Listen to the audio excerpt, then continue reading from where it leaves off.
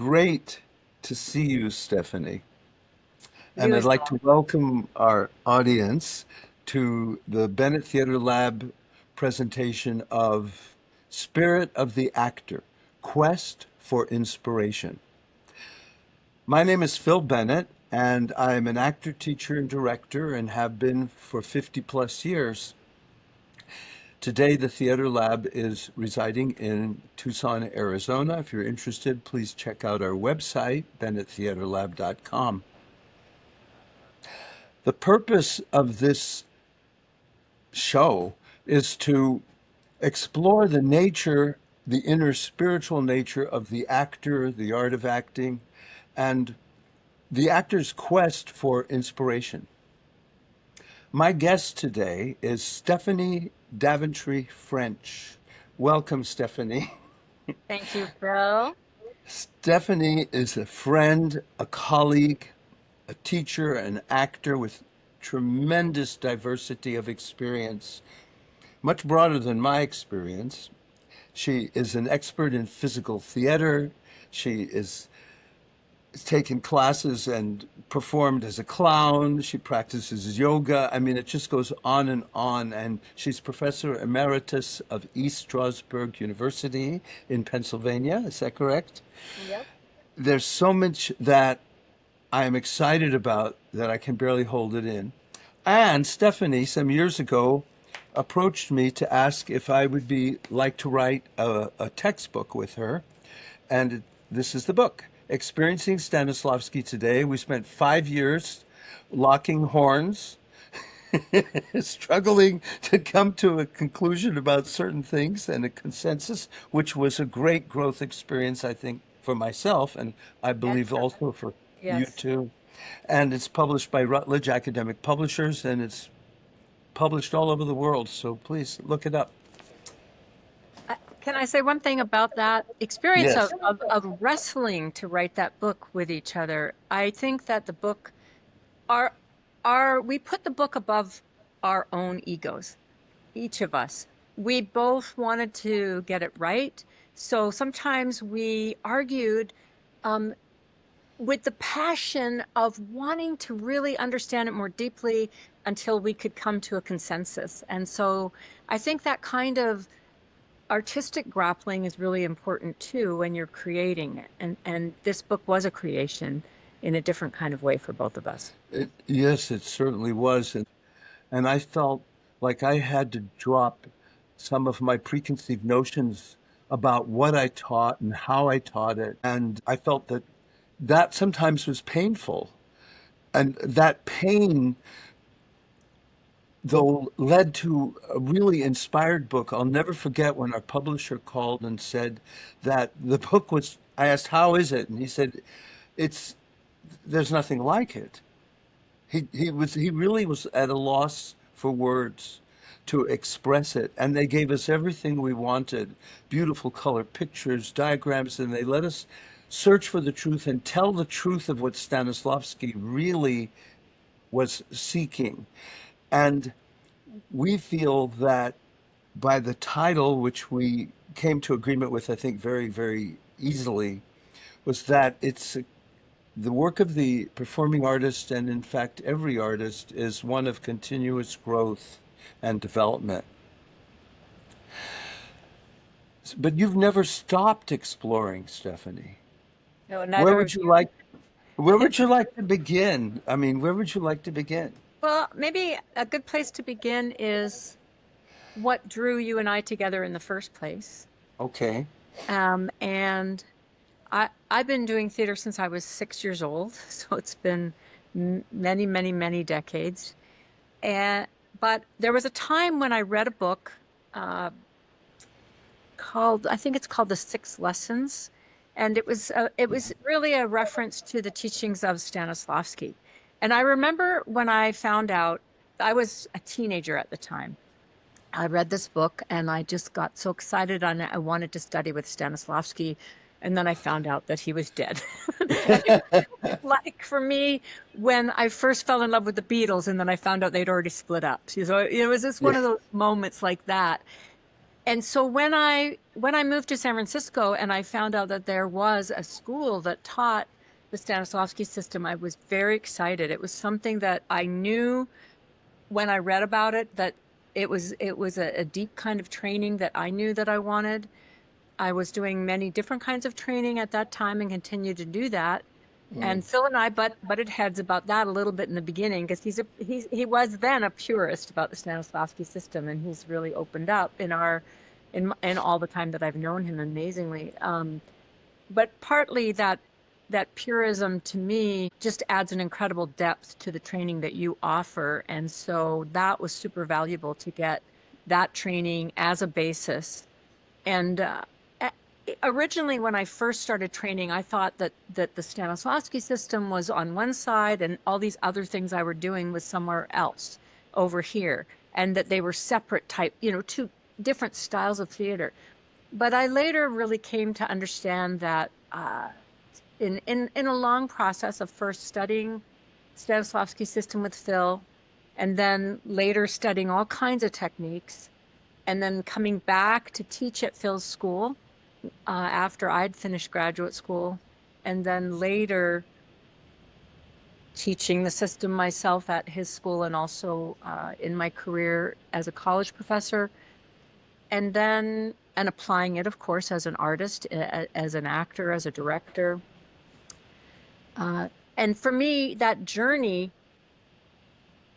was it was so important to realize that these different paths that I had gone on were actually very connected, and not just connected in myself, although that happened, connected in my work, connected in plays that I directed, connected in how I trained actors, but also we came to understand how much those different styles of theater were connected in Stanislavsky's work. How many even knowledgeable theater artists think that Meyerhold, for example, and Brecht are over on one side and Stanislavsky on another. And yet Brecht had a basis in Stanislavsky. Meyerhold came out of Stanislavsky school and went back to reconnect with Stanislavsky at the end of his life as well. And their methods came together because it's a little bit like the 8 limbs of yoga, that there's many different paths leading to the same thing. And it almost doesn't matter how you begin. It matters that you stay open to how those things coalesce in you as an artist. That's excellently put. There's a quote that I remember my teacher, Sonia Moore, who of course studied at the Moscow Theater under Stanislavsky at the time when he was still alive. And she was in the Vakhtangov school, they were experimenting with fantastic realism. And when asked, Stanislavsky said, somebody asked him, should I go from the inside out or the outside in? And he said, it doesn't matter, just go. you know, and there's so many misunderstandings about Stanislavsky, but Stanislavsky himself had so many misunderstandings about himself and his theories. His technique never stopped developing. He would still be developing, he'd still be throwing out old things. And we need to do the same thing.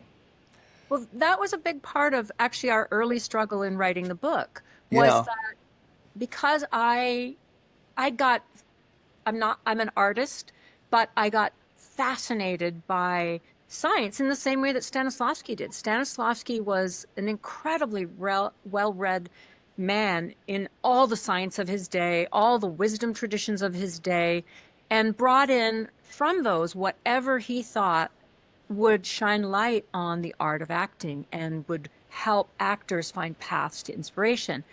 And I feel like I've done the same thing because I got very fascinated by a lot of different sciences that I felt help us understand the instrument of the actor, which is our body, mind, spirit, voice, breath, all of it, emotions. There's so much understanding now in contemporary science that sheds light on what we do as artists, what we do as actors, and the mind-body connection that is so basic to the Stanislavsky system. We call it psychophysical.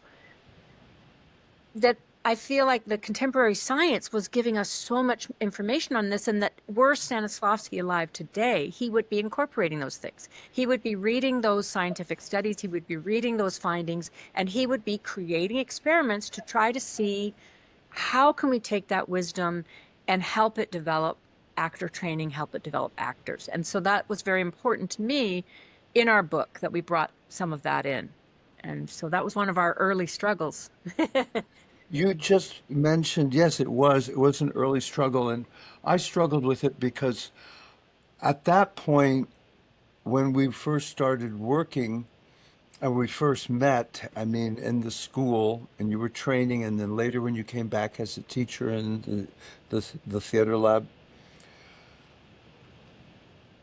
I was wanting to hold on to see if I can do it by myself because I had worked in the conservatory setting all my life where I was under somebody else who was dictating how I had to do it. So consequently, I needed to prove to myself that I could do it on my own, even though I had been teaching already for many years.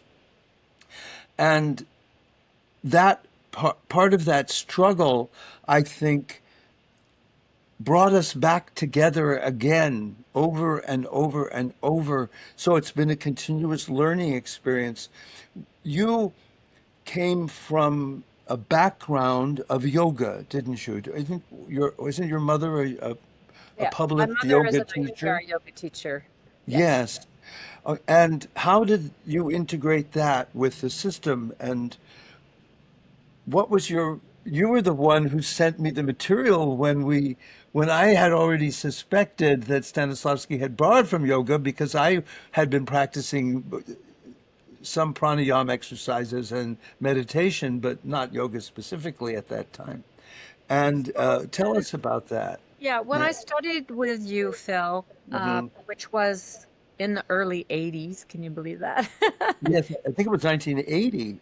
81, I started with you. 81, Yeah. 81. So when I started with you, and I was very young on my own, but I had a background with some aspects of yoga because sort of peripherally because my mother was a yoga teacher, and I started studying yoga also in San Francisco at the Iyengar Yoga Institute there. Hmm. When I when I first started doing the training, Phil developed a series of psychophysical exercises to get at the connection between mind and body. So he developed some of those himself based on the principles that Stanislavsky had laid out, and similar to the way Stanislavsky was developing exercises, but Phil developed some of his own. As we did those exercises, it was very clear to me that these were very similar to what we're trying to do energetically in yoga. And so for me, I just saw that connection right away. I thought it was coincidental. We didn't know at that time that the system was based in yoga, which we now know. A big thanks to Sharon Carnegie. We now know that. And also to, I'm really grateful that the uh, the Soviets, even though they censored Stanislavsky's writing, which is the reason we didn't know that at the time, that his writing had been censored by the Soviets and the Soviet Union was still intact at that time. Um, but what I'm grateful for was that they put those things that they censored in an archive instead of just destroying them. So that later, when the Soviet Union fell in 89, 90, and the researchers such as Sharon Carnegie and others were able to go into those archives. They were able to find those things that you through your Buddhist perspective, that Eastern perspective, and me through my yogic perspective had suspected. We got evidence that that was in fact the case. Not only was it he influenced by yoga, but that he really based his entire system as a psychophysical system on yoga as a primary influence. That was such a revelation. I had asked my teacher, Sonia, way back. It was about 1968, 69 when I first started training. I was reading An Actor Prepares, and Stanislavski said has an exercise where actors are sending prana energy to one another to create communion. And I looked up the word and I saw that it was a Sanskrit word and f practiced in yoga. So I asked her, I said, Sonia, I said, what, did Stanislavsky base his technique on yoga? And she knew the answer, but she didn't really, I knew her well, intuitively, even at an early time of working with her. And she said, in the beginning, Stanislavsky explored it but dismissed it as idealistic. Well, I'd learned in college that idealistic was a term that Marxists used to throw everything under the bus that is spiritual or woo-woo or considered not part of a materialistic philosophy. Yeah. And that, of course, just opened up a big can of worms for me that I have not stopped exploring. And yes, thanks to Sharon Carnegie, that she found the material that had, by accident, in the basement of the Moscow Art Theater, that had been put away, sequestered away, and wrote about it. Because of you, I was able to meet her. She then sent me the documents that she had received from the Moscow Art Theater in translation, of course, and everything else is kind of history. So Stanislavsky was searching for the spirit of the actor as well in his own quest for inspiration. Mhm. What This is kind of a difficult question because what is your inner experience of yourself as an artist? I know you have spent a great deal of time exploring capoeira, viewpoints, Suzuki, fencing, so many different divergent approaches to performing, Mhm. which has given you lots of facility. And how have you integrated it and what inside of you has driven you to Mm. explore all these different tools and techniques and viewpoints and systems? Well, there's a number of things about that. I mean, there's aspects of it an actor, which was what I started as, and as a director, and as a teacher. So, as an actor, one of the things I think we deeply understand is that we need to free up our instrument. We need to access performing for a theater, especially in a larger stage, demands an incredible amount of vocal and physical energy.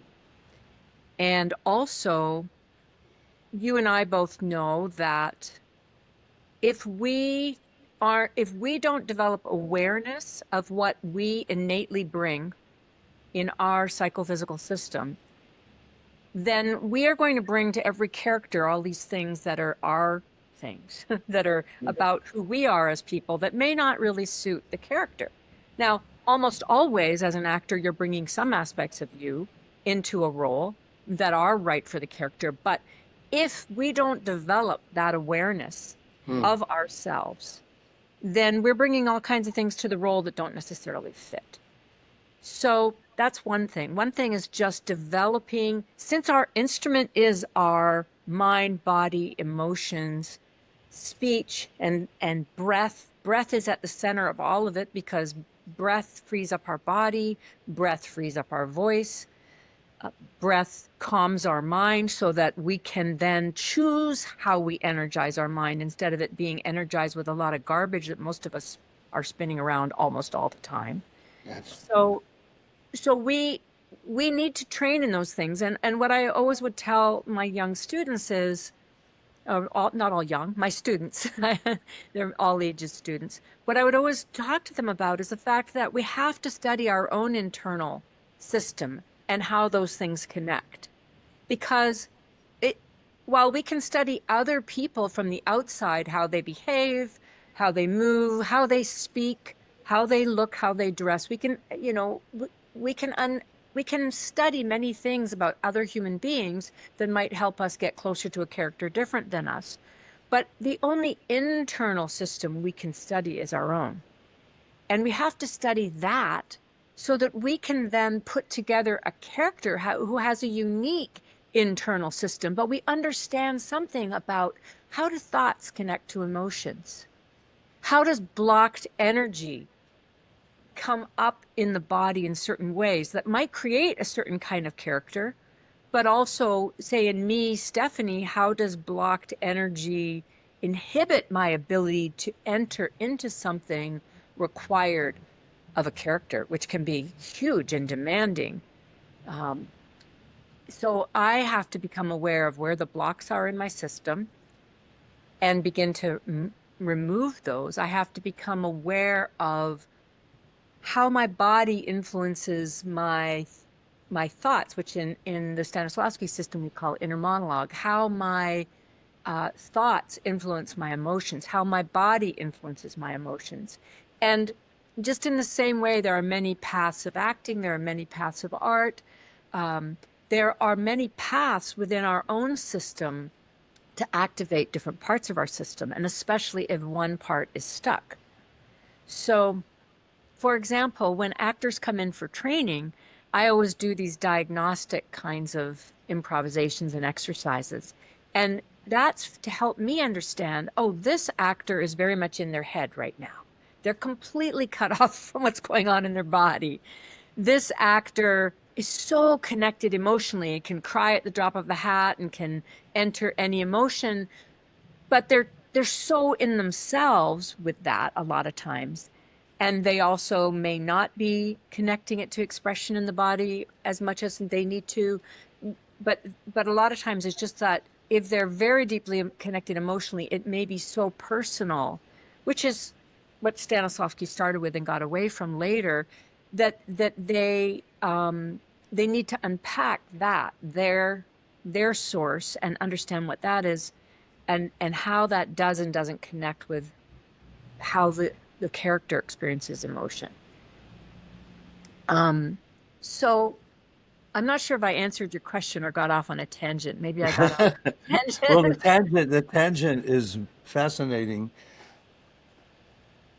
The question is how do you integrate all of it? But I think that you're answering it because you brought all this experience with different physical disciplines into your observation of what the students need, and from whatever you got from in your training, you're then able to diagnose the student and give them something from that that would help them free that particular block or inhibition or focus in a more creative and open, productive direction. With in what you said, am I correct? I mean, that's Yes, pretty much yes. what I understood you're saying. So no matter what system or practice or philosophy, it could be Meisner, whatever it is, basically the teacher of acting is looking for the truth, a truthful performance, right? I mean, am I correct in that? Well, And the yeah, that director is, could and so be is the actor. fantastic. That Yeah, truth could be quite fantastic. We're not talking about just realism. That's we have to be careful exactly. talking about acting when we talk about truth. That some people think truth is that, you know, I can't tell you how many times I've had performers say to me, "Oh, I really felt it tonight." And my question is, did you find a way to communicate what was going on in that path to that emotion that you led your audience through that too? Did they feel it? Because isn't that where we're going with performance as opposed to rehearsal, as opposed to training, as opposed to other things? Um, so we have to understand, as performers, if we're choosing to connect with an audience, we have to not just understand how these things move in us, although at the beginning of training, that's what's most important. Hmm. But also in and how do we then communicate that in a way that is received and understood by the people we're communicating with? How do we connect with them? So yes, we have to touch a truth. And there's the truths within ourselves, which are the human experiences that we all have. We've all experienced every emotion. We've all experienced many, many human experiences similar to one another. Um, So we have, but there's also, what is it that the character uniquely is experiencing, and how do we come to understand that? Both, both by studying it, like we study literature, we do that in theater as well, but then we have to take the extra step of how do we as performers, how do we as actors understand that by stepping inside, literally walking in those shoes, stepping inside that psychophysical body of another being that operates a little differently than us. Yes. You- Gee, you mentioned so many things. I could take a tangent myself on any one of them. But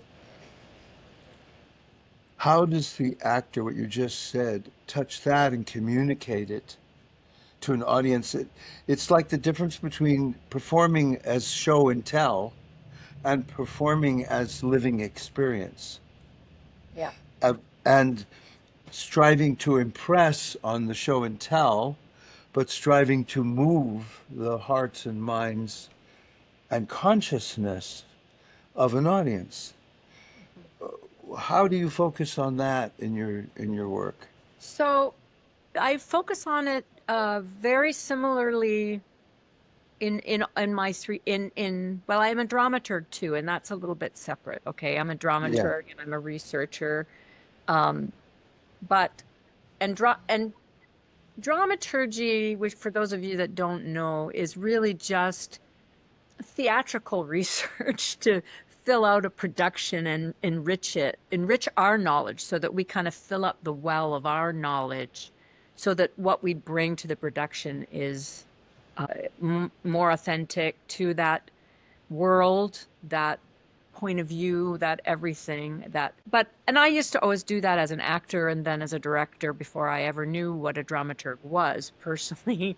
And I think we all as artists of a production need to do our own aspect of that. But we Thank how do you. we take the audience through? So um there are the wonderful tools that Phil and I wrote about in our book that are really great for that. When we work on a play, usually the director has done a lot of this work before, but then it's very, very important that as we bring it into rehearsal, that the actors go through their own process, not just of hearing about this from the director, how this story unfolds moment by moment by moment. It it's very important, I think, in the way that I direct and I think the way Phil directs, that the actors have an exploratory process that allows them to experience Exactly. those things. And so a lot of times we start with the big pieces, like if we're working on a climactic play, which is the most common structure in both theater and film today still, um, and kind of came out of the Greeks. But if we're working on a climactic play structure, then the events happen. There's a series of an events. So we have to first grab a hold of what are the events at each moment in this play. And Phil and I like to use a technique, basically we where we work together with the cast. Although maybe as a director you've already figured out what it is for you. You may have already been working with your designers on what it is too. So that's important. Depending on how extravagant the design is, you may get locked into some things. But we we talk about what is the event of a scene, let's say, and then we explore that in a lot of different ways. And a lot of times the way that Phil and I like to work is we're doing analysis, but we're doing it on our feet, actively on our feet, and we Right. create what's called a tableau. So we work around events and themes within a scene, and we create tableaus, and we get closer and closer to some key things that are going on in this scene. Because if we find an active dynamic tableau for that scene, then literally you almost could tell the story of the play, at least, by tableau after tableau after tableau, like a series of key image pictures, kind of like a montage might be, or so, but then, A storyboard in this, in effect. like a Like, storyboard, yeah. mhm. But then for the actors, it's very important then to understand how they interact with these key events. So the actor is this is very simplistic way to look at it, and obviously it's much more complex as you get into higher levels of acting and things. But a simple way to look at it for an actor who's in that scene is, am I trying to make this event happen? Am I trying to stop it from happening? Am I sort of watching it happen and I'm not a key player and I'm just, I may join one team or the other, but I'm neutral, or how am I interacting with this event? Because usually one character is driving it and another character might be resisting, or a lot of times in a scene. And so we start to explore the dynamics in the scene. And the nice thing about this is that what we're looking for is strong actions intersecting in a struggle of some kind. So and the struggle creates and releases so much energy. The struggle brings up the juices of emotions, and even within us as human beings, as actors. So we're trying to focus them around something going on in a specific place, in a specific time, that is the event.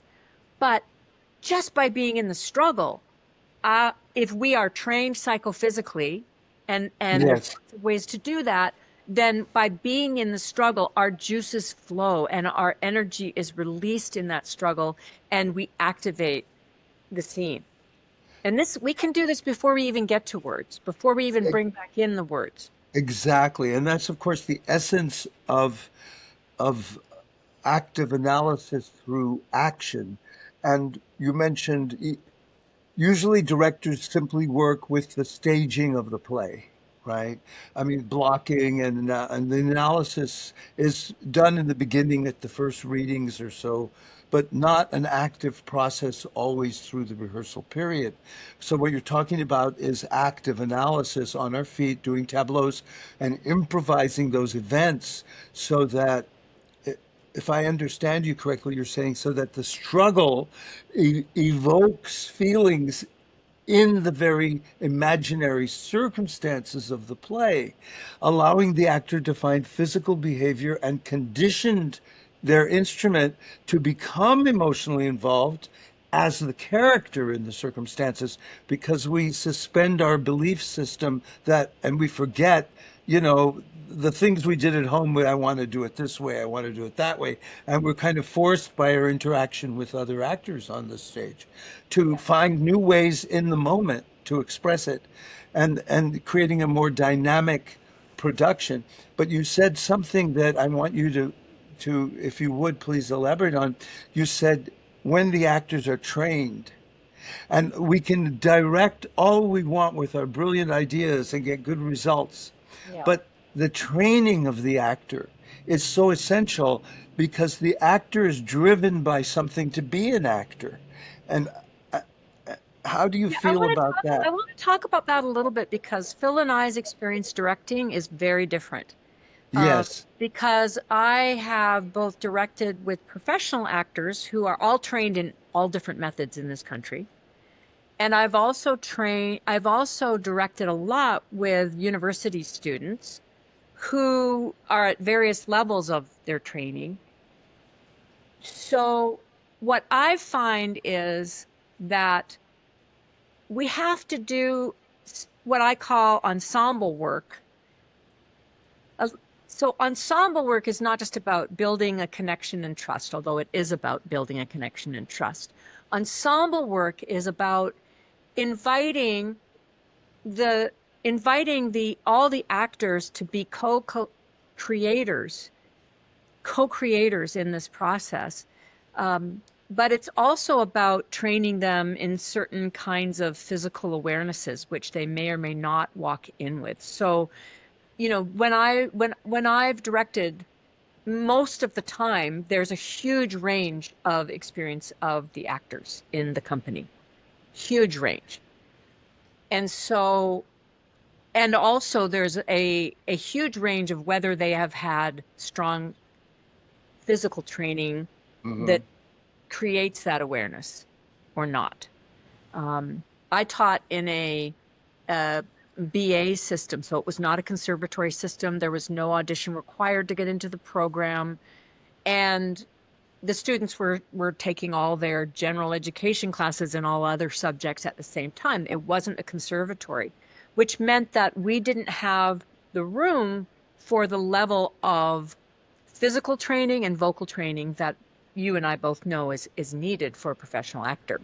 Mm-hmm. I would always tell my students, you're going to need more of this as you go out into the world. And I would encourage them while they were with us because they could take PE, physical education classes, which were in martial arts, which were in dance, which were in yoga, and I would, which were in gymnastics. Any of those things Mm-hmm. requires, and even sport, even to play sports, which I'm a soccer player. I've played field hockey in my life.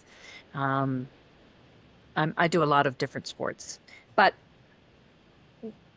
the understanding that comes, so I would encourage my students to do those things. And but but on any production, because we were a fairly small department, there'd be a huge range, and some of them had more or less of that. And so for me, part of the rehearsal process, and you get a little more time in rehearsal process in a university than you do professionally.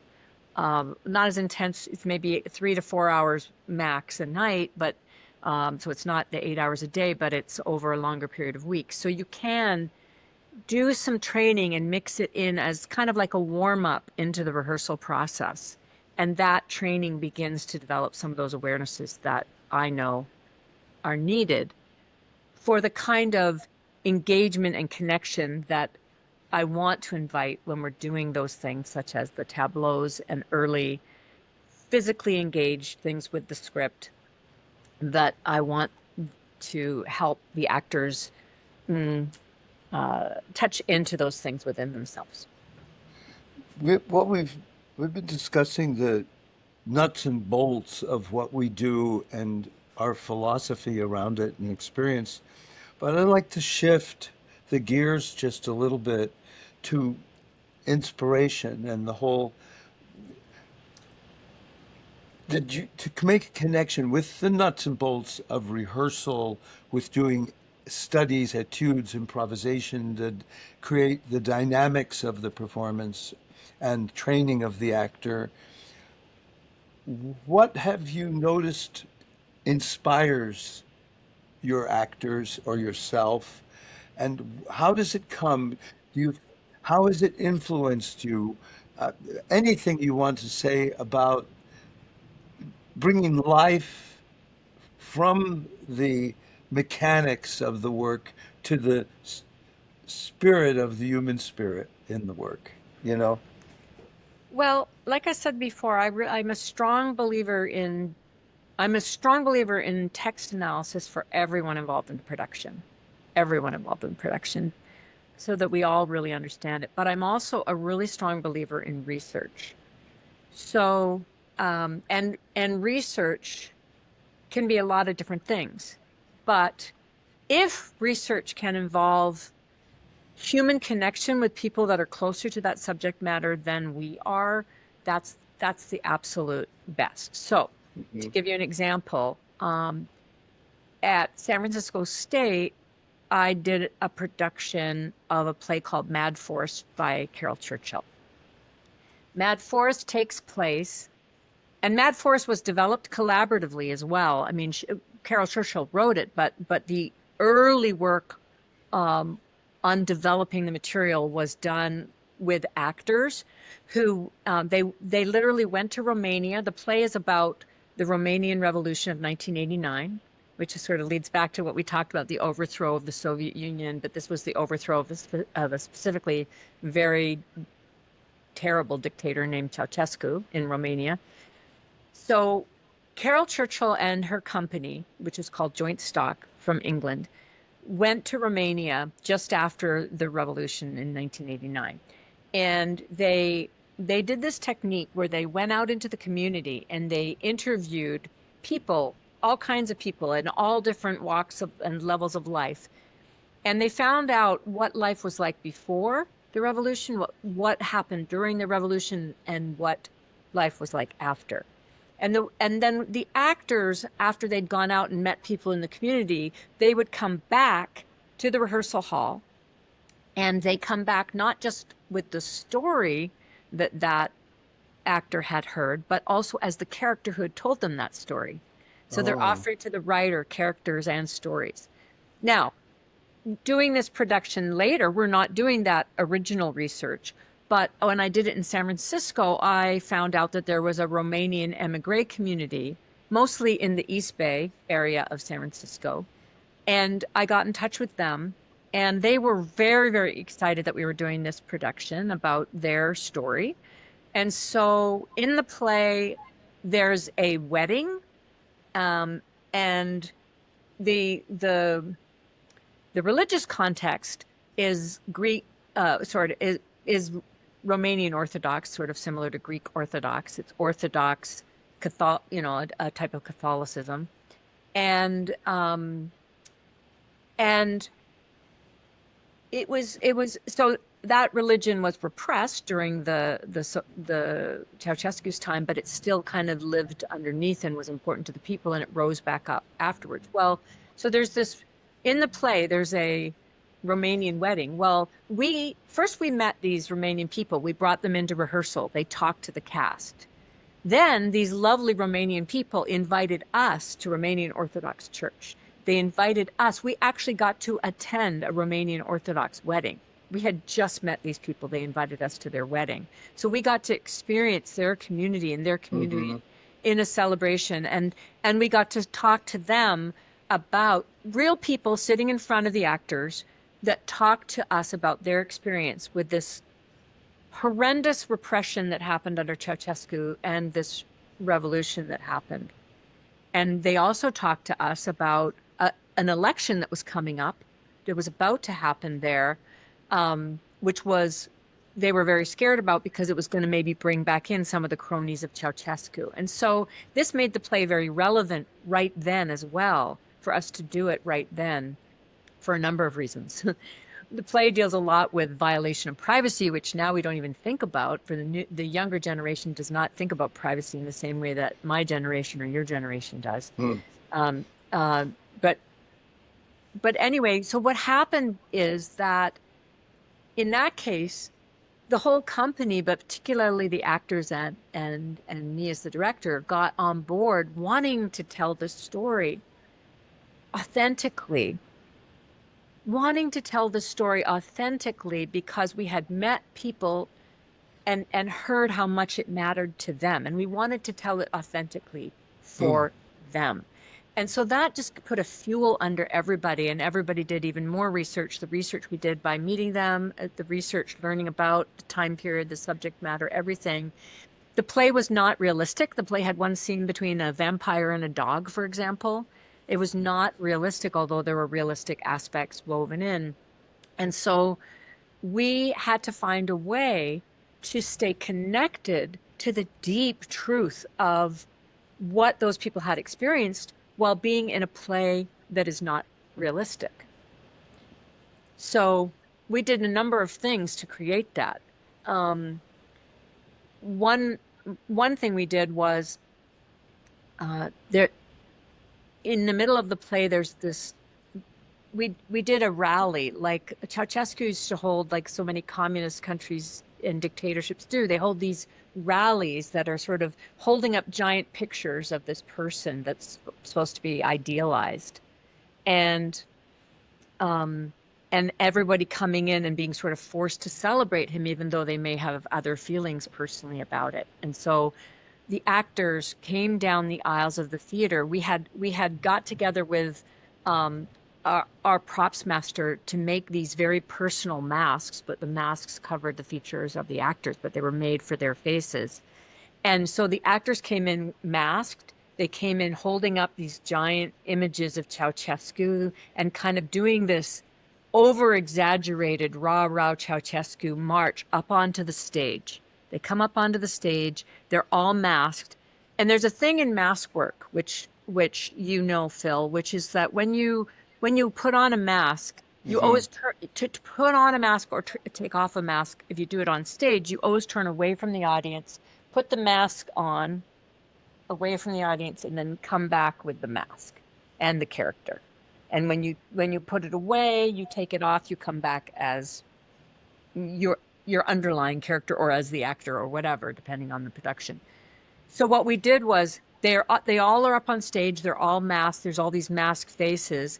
And we did that move, only in this case it was um, the revolution started because there was one of those protests, and there had been a massacre in a town called Timisoara, and and he wanted to have this big rally to show support, even though there was a lot of unrest because of this massacre. People had done a democratic protest and they'd been massacred by machine guns in this town, Timisoara.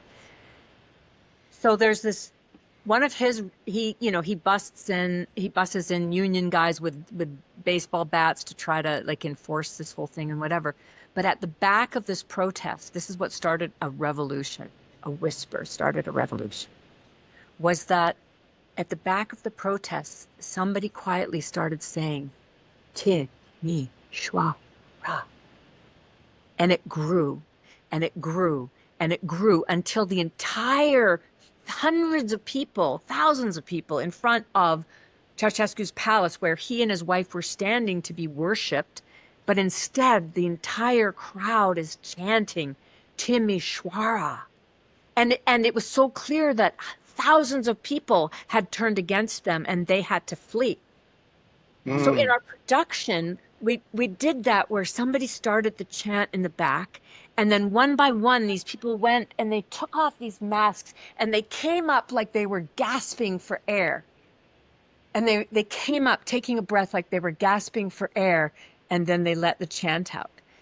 And when we did that part of the production, the Romanians all came on one day. They came more than once, but this one day, a huge group of them came. And when we started the little chant Timisoara, they started it in the audience too. So the Oh my entire goodness. audience was chanting. But that's the kind of thing. And that happened because of that intense research that we could do one-on-one. You can't always do it. Sometimes you have to go look for firsthand. You have to read the letters of people that were there, or you have because it happened so long ago and they're not alive anymore, or you have to read testimonials of people that were there, or there's other ways that you can dig I into understand. getting Yeah. personal with that, so that it matters to you, the story that you're telling. So your preparation of research, which is that's what inspires you, is what you're saying in terms of my question of what inspires you in that depth of preparation. But the preparation was about the human spirit, about how people stood up to repression. And Yeah. then that infected your cast and you discovered a way of performing it, of expressing it that basically was inspired, and that is what inspires an audience, is what That's you're right. saying, And right? we were inspired by the heroism of the people we met, and also the other people that we read about who were part of Exactly. this. We were so inspired by them, and that touched something in us that awakened just this Ex- incredible passion to tell that story as well as we could. that's what it's all about. The difficulty in this is going to sound like a criticism of our system here in our country, but I don't think it really is a criticism. It's just looking at the reality of our short rehearsal periods, especially in professional theater, and the amount of money that's needed to, very often there just isn't the time like we have in my conservatory setting or your former academic setting to really explore and experiment, though there are many experimental groups in the country. But your explanation of that chant, I could feel how it would uplift the audience and inspire them at that point in the play. And I think that's what theater of living experience is it's not about what I feel on stage, but it's about what I make you feel. And and to do so as an ensemble, to work in your ensemble approach in such a way that the exploration allows the actors to all experience it, means that you raise the audience to your level of consciousness. For years, I've always said that an actor, a director, a production, any artist can only raise the consciousness of the audience to the level they themselves have come to consciousness. But a collective experience, which is live theater, a collective experience can raise everyone up even to a greater understanding because of the communal, almost tribal nature of live theater and acting. And that I found the story very inspiring. I think that I prefer a path that is coming to greater and greater consciousness. However, I have met many, many great artists that couldn't tell you what happened. They just Yeah, tap into something. And I believe, in our book we wrote about inspiration, and inspiration is so connected to the breath, and taking, and allowing that thing to come in. And I know for me as an artist, and I know for you as an artist too, Phil, but you can talk about your experience, that when I'm working and through what the play has offered, and through what the actual experience that it might have been based on may have offered, and through my opening up those channels and systems that I talked about earlier in our conversation, for me, I know that I'm on the right track when something just takes hold of me and I just know. And everybody, when we talked about it in our book, everybody, all of you listening, you've had that experience where you just know. You know what to do, you know what to say, it's just clear.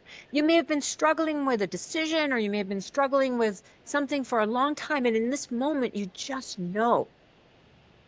That hmm, to me is what I try to prepare myself for through my research and through my text analysis, and through my collaboration, but I try to open myself up to both in the design collaboration and in the rehearsal process, is that higher thought, whatever you want to call it. Some of you may be religious and you may call it God or a different form of God. Some of you may call it the collective unconscious, but it is something that happens greater than one alone. When we come together to collaborate, that can happen first with our design team, it can happen then with the company, and then hopefully it can happen between the company and the audience in the performance. We call that, through the system, communion. What it feels like to me is this, that I'm becoming a channel of something greater than me alone, hmm, that is coming through me, and because I've hopefully been in training and keeping my system clean, it comes through me, it comes out, and I know how to do it in that moment, and I can feel the connection with the audience. And we often think about like comedies where it's so wonderful when the audience is laughing with us, and how wonderful it is. That's why the home theater is just not the same. How wonderful it is to laugh in a room with a giant group of hundreds of people. But even more powerful for me are those moments when you can hear a pin drop. There's hundreds of people in the room, but everyone is just like, you know, some people call it goosebumps, but a friend of mine that I really admire, Todd, he's a healer. He calls it truth bumps. But it's like when you get those truth bumps, and the whole audience feels it too. That moment that we are all together, suspended from the normal banalities of everyday life, that we are experiencing a deeper truth that we understand, that our audience understands, and that we are reminded of something so much more powerful than just our everyday life, and we're experiencing it together. That communion is so uplifting. I cannot add a word to that. That was inspiring what you just described, that beautiful moment of silence. I have a question that I'm going to ask all my guests, and I'd like to ask you, okay, as our final question. What does this phrase, love the art in yourself, not yourself in the art, mean to you? Stanislavsky quote, of course. Yeah. That it's kind of what I just said, is that when that awareness, that truth, that deeper, deeper truth, that connection flows through us. So often I read about, I hear people talking about love as being so much at the center of something that we're all seeking, and as something that can be very healing for our world. And I really do believe in that. And how we get to that point of feeling that with more than just our closest people is can be elusive. But see, I feel that,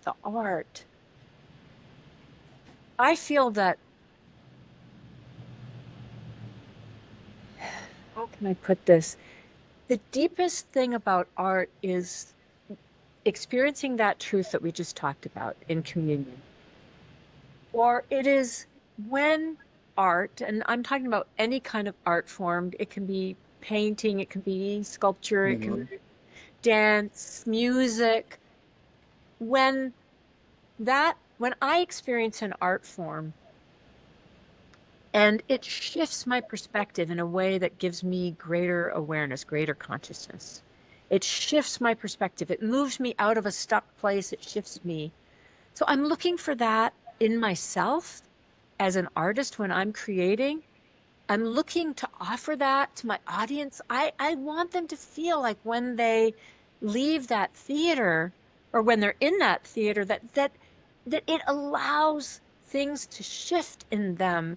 It allows things to bubble up in them, that maybe things had been held and stuck. Sometimes, when I was working very hard, and we used to say we were held together by stress. And I think in our society, a lot of us are held together by stress. But what happens when we can let that go and let go of all those things that we thought they were important, and instead be in the recognition of this deeper truth?